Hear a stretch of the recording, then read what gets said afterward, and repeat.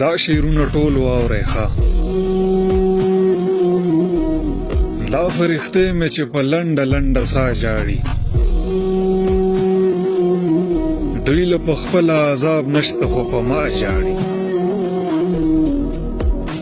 یوې جینۍ راته ویل وروره ته څه کار کوې؟ اوس ورته زه خپله کیسه کوم او دا ژاړي. او خلک ساده دي، په دې ځینو کیسو نه پوهېږي، خو زه یې اورم چې تا پسې هوا ژاړي. هغه دې یاد شي چې دنیا ته په راتلو دې ژړل، اوس داسې لاړ شه چې ته خاندې او دنیا ژاړي. هغه جینۍ پروازه اوس هم ستا شعرونه اوري، لوګی په کور کې بهانه کي او رښتیا ژاړي.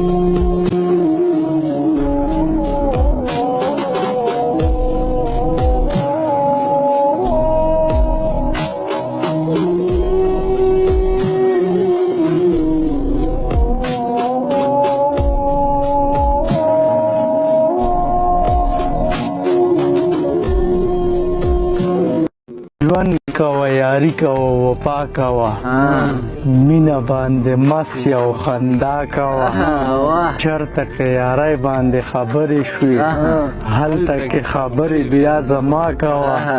خپله وفا ته ماته ثابته که، هله بیا ګمان د بې وفا کوه. او خپل غم ته ته یوازې مه پرېږده، کله کله خیال دې په اشنا کوه. خپل غم ته ته یوازې مه پرېږده، کله کله خیال دې په اشنا کوه.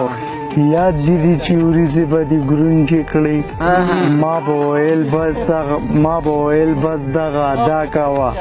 او بس که نور دې لاس جانان ته نه رسي، پرېږدې دا حده ګزاره. بس که نور دې لاس جانان ته نه رسي او پرېږدې دا حده ګزاره کوه.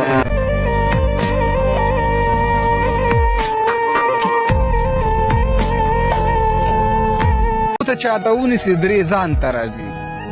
یوه ګوته چاته ونیسي درې ځان ته راځي. دا وګورئ چې یوه ګوته چاته ونیسي درې ځان ته راځي. او دغه پنځمې ته سوچ وکړه، دغه پنځمې ته لږ پام وکړه، اسمان ته راځي. دا وګورئ ډېر ښه. یو دې هغه ته ونیسله، خو درې دې ځان ته ونیسلې او پنځمه دې خدای ته ونیسله. داسې وګورئ او سوچ پې چاته وکئ. بلکل. که یوه ګوته چاته ونیسي درې ځان ته راځي، دغه پنځمې ته لږ پام وکړه، اسمان ته راځي. او ماله نفرت او غصه دواړه دې انسان ته راځي، چې لاسونه د غریب سړي ګریوان ته راځي. فل حد دې پې وکړو جي، مننه جي. فل حد دې پې وکړو. ماله نفرت او غصه دواړه دې انسان ته راځي، چې لاسونه د غریب سړي ګریوان ته راځي. او د زړه په کور کې مې مېلمه د کلونو داسې، ځکه په خوله باندې دعا مې د زړه په کور کې مې مېلمه د کلونو داسې، ځکه په خوله مې د دعا ټکي جانان ته راځي. او ستا د الفت په لاره داسې بې اختیاره یمه، لکه چې واک د قافلې څنګه ساروان ته راځي. او چېرته په کال کې سینې ته راجوخ کړی نه وي. دا تاسو ټولو ملګرو ته ډالۍ دی چې چېرته په کال کې سینې ته راجوخ کړی نه وي، بیا په جرګو کې ضرورت ولې قرآن ته راځي.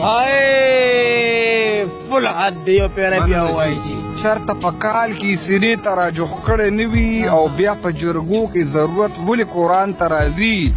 اوس د ځنګل مرغۍ په ښار کې پناه ځکه اخلي، اوس د ځنګل مرغۍ په ښار کې پناه ځکه اخلي، ښکاري ټوپک په لاس چې ګرځي بیابان ته راځي.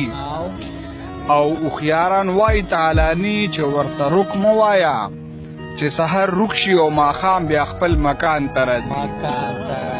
ډېر ښه، ډېر زبردست، ډېره مننه. په راتلو د خوشحالي په تلو خفګان، ته چې ځې په کومه ورځ وي باران. او کله څه درنه پټېږي، کله څه درنه روکېږي، کله صدر نه پټیږي کله صدر نه ورکیږي صدقه کوه ظالمې ټولې مخوره وه په ځان او دلته مینه نشته دلته ځان له ځان ځاني ده دلته هر سړی د ځان دی دلته هر سړی په ځان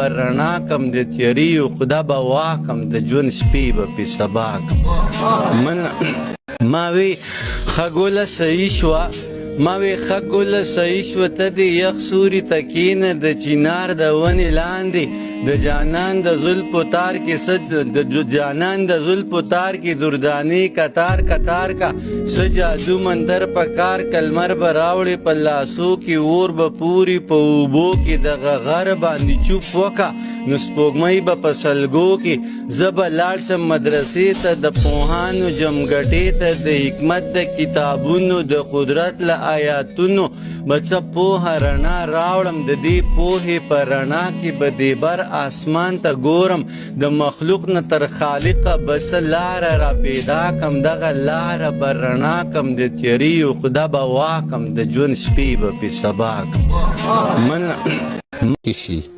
تربیل یې کړمه ورور مې وهي راته دیوال نوړی مې نه تېرېږي ډېر ښه یاره دا بیا ووایه یاره ډېر ښه عکاسي دی د پښتنو لس کړی دی او په خوددارۍ یم مالامال نوړی مې نه تېرېږي نخر به سملم خو د سوال نوړی مې نه تېرېږي په خوددارۍ یم مالامال نوړی مې نه تېرېږي نهر به سملم خو د سوال نوړی مې نه تېرېږي او د ښځو ژبې دې ورکې شي تربیل یې کړمه ورور مې وهي راته دیوال نوړی مې نه تېرېږي ډېر ښه یاره دا بیا ووایه یاره ډېر ښه عکاسي دی د پښتنو لس کړی دی د ښځو ژبې دې ورکې شي تربیل یې کړمه ورور مې وهي راته دیوال نوړی مې نه تېرېږي او شونډې مې سوې مری غوټه زړه مې سړکې کوي